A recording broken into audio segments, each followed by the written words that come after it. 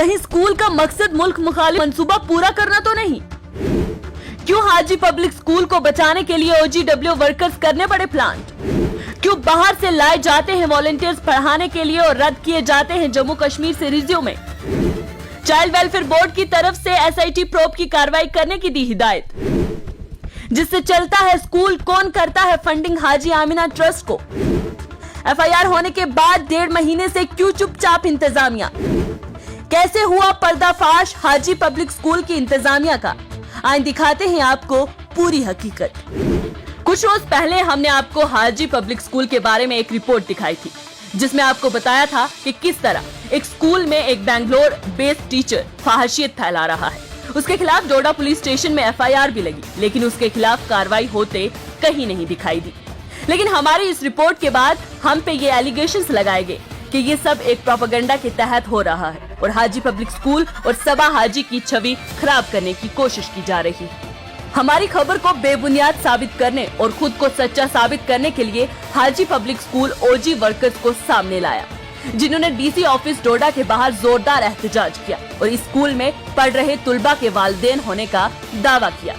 इस एहतजाज में लोगों का कहना था कि हाजी पब्लिक स्कूल को बदनाम करने की साजिश रची जा रही है, लेकिन जब इस एहतजाज को डिकोड किया गया तो जो बात सामने आई वो बहुत ही हैरानकुन थी। इस प्रोटेस्ट में रजिस्टर्ड OG वर्कर्स थे जो इस एहतजाज को लीड कर रहे थे।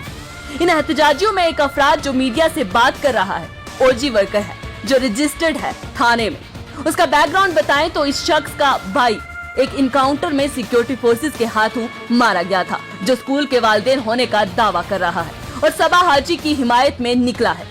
लेकिन आपको बता दें, ये किसी बच्चे का वालिद नहीं बल्कि स्कूल इंतजामिया का ही हिस्सा है। इस स्कूल में काम करता है। सबा हाजी अपनी इज्जत और नाम बचाने के लिए OG वर्कर्स का सहारा ले रही है और एहतजाज करवा रही है, जिससे ये अंदाजा लगाया जा सकता है कि ये खातून किस तरह की मुजरमाना जहनियत की मालिक है। एहतजाज कर रहे लोगों में 2 शख्स ऐसे भी हैं जो हाजी सबा के घर में पिछले 20 सालों से मुलाजमत कर रहे हैं, जो वालिदैन होने का दावा कर रहे हैं। इस पूरे मामले पर अगर गौर किया जाए तो कुछ समझ में आता है कि सबा हाजी किस तरह अपनी हिमायत में और अपने स्कूल की इमेज बचाने के लिए OG वर्कर्स और अपने खानदान के मुलाजमों और घर के अफराद को सामने ला रही है, जिससे मीडिया पर दबाव और उसे झूठा करार देने की अहमकाना हरकत कर रही है। और इसीलिए उसने हिंदुस्तान के पहले CDS जनरल बिपिन रावत को वॉर क्रिमिनल करार दिया था। और जिस स्कूल में ऐसी तालीम और यहाँ के उसातिजा की ऐसी जहनियत हो तो स्कूल का प्रोडक्ट कैसा निकलेगा, इतना शऊर तो आप सब भी रखते ही हैं। साथ में सबा हाजी से मुंसलिक हाजी आमना बेगम ट्रस्ट भी है, जिस पर फॉरेन करेंसी रेगुलेटरी एक्ट के तहत कार्रवाई होनी चाहिए कि बाहर से जो पैसा आता है वो कहाँ इस्तेमाल होता है या कहाँ जाता है। कहीं ऐसा तो नहीं कि वो पैसा एंटी नेशनल प्रोडक्ट्स को यानी कि बच्चों को तैयार किया जाता है, या जैसे सबूत हमारे पास है तस्वीर वीडियो, तो वो पैसा गलत जगहों पर तो नहीं लग रहा जो इंसानियत और मुल्क दोनों के मुखालिफ हो। इस पूरे मामले के बाद चाइल्ड वेलफेयर बोर्ड डोडा की जानिब से एक खत सामने आया, जिसमें उन्होंने लिखा था कि स्कूल के मामले में सिर्फ एक उस्ताद नहीं बल्कि यहाँ पढ़ाने वाले तमाम उसातिजा मुलव्विस हैं, जिनकी इमोरल एक्टिविटीज थी जो बच्चों की समाजी जिंदगी के लिए खतरा है। चाइल्ड वेलफेयर बोर्ड ने SHO थाना डोडा को लिखा है कि इस मामले की जांच पड़ताल की जाए और इसमें मुलव्विस तमाम उसातिजा के खिलाफ कार्रवाई की जाए और बाकायदा SIT बिठाई जाए जो तहकीकात करे। आपको बता दें, स्कूल का एक TB नामी WhatsApp ग्रुप भी है, जिसमें कुछ उस्ताद जैसे तरुण बाला, जिसके खिलाफ डोडा पुलिस स्टेशन में FIR भी दर्ज है, और कुछ फीमेल स्टाफ भी शामिल है, जो रोज नए बच्चों को शामिल करते हैं और उन्हें सेक्सुअली एक्सप्लॉइट करते हैं और फहाशियत फैला के बच्चों के दिमागों में गंदगी भरते हैं। इस स्कूल में सिर्फ चाइल्ड अब्यूज नहीं बल्कि एनिमल अब्यूज को भी फीमेल स्टाफ की तरफ से अंजाम दिया जाता है। याद रहे, सबा हाजी का फोन और लैपटॉप पुलिस ने सीज किया है और कुछ चैट्स, वीडियोस और स्क्रीनशॉट सामने आए हैं जो स्कूल की बुनियाद की हकीकत का पर्दाफाश करती हैं। आपको बताते चले, पॉक्सो एक्ट के तहत स्कूल टीचर पर पुलिस स्टेशन डोडा में FIR लगाई गई, जिसका नंबर 0097 है, जो 19 जून 2022 को लगाई गई थी। लेकिन लोगों का इल्जाम है कि अभी तक इसके खिलाफ कार्रवाई अमल में नहीं लाई गई। ये काफ़ी डिस्टर्बिंग है, क्योंकि इसमें जो बच्चों को जिस तरह से एक पपेट की तरह इस्तेमाल किया और बच्चों को जो पोर्नोग्राफिक पर्पस के लिए यूज़ किया है, ये काफ़ी एक बहुत ही शर्मनाक चीज़ है, मैं बोलूँगी। देखिए, जब मैंने एफआईआर पढ़ी, जो एफआईआर है उसमें सेक्शन 9 और सेक्शन 10 जो है पॉक्सो एक्ट का, उसका जिक्र हुआ है। पॉक्सो एक्ट जो है वो specially protection of children from sexual offences, इसी को लेके प्रॉपर लेजिस्लेशन है। एक बहुत अजीब सी चीज़ देखी कि जबकि इसमें एक और एक्ट है, आईटी एक्ट, क्योंकि यहाँ पे बच्चों को पोर्नोग्राफिक पर्पस के लिए ऑनलाइन यूज़ किया है, आपने कंटेंट क्रिएट किया है, आपने कंटेंट डिस्ट्रीब्यूट किया है, वो पोर्नोग्राफिक मटेरियल आपने ट्रांसमिट किया है।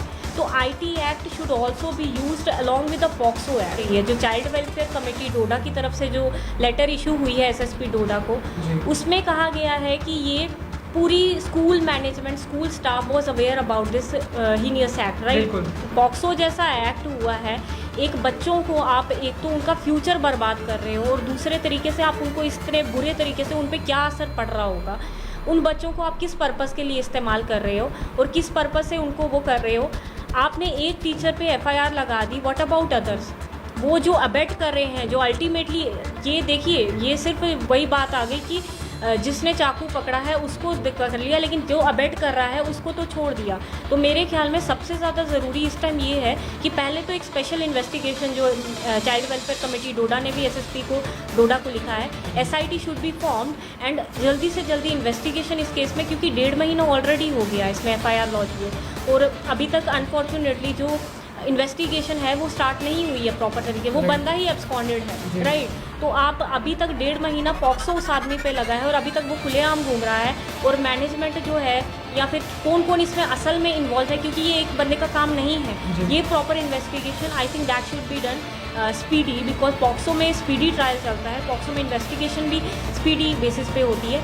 आई थिंक वो चीज़ करना ये अभी गवर्नमेंट की रिस्पॉन्सिबिलिटी है, हमारी इन्वेस्टिगेटिंग अथॉरिटीज़ की रिस्पॉन्सिबिलिटी है कि they should do as soon as possible. इस पूरे मामले के बाद ये अंदाजा लगाना मुश्किल नहीं कि एक स्कूल इंतजामिया मीडिया पर दबाव बनाने के लिए रजिस्टर्ड ओजी वर्कर्स को सामने ला सकती है, तो इस स्कूल का तालीमी निजाम कैसा होगा, यहाँ क्या तालीम दी जाती होगी, और जिस ट्रस्ट यानी कि हाजी आमिना बेगम ट्रस्ट की बात की गई है, जिससे इस हाजी पब्लिक स्कूल के चलाने का दावा किया जाता है, उसकी फंडिंग कहाँ से होती है, कहाँ इस्तेमाल होती है, इसका हिसाब रखना अब इंतजामिया पर वाजिब हो गया है। कहीं ऐसा तो नहीं कि मासूम बच्चों को सेक्सुअली एक्सप्लॉइट करने, उन्हें फहाशी में इंडल्ज करने और उनकी ज़हनियत को गंदा करने का सारा निजाम चल रहा हो।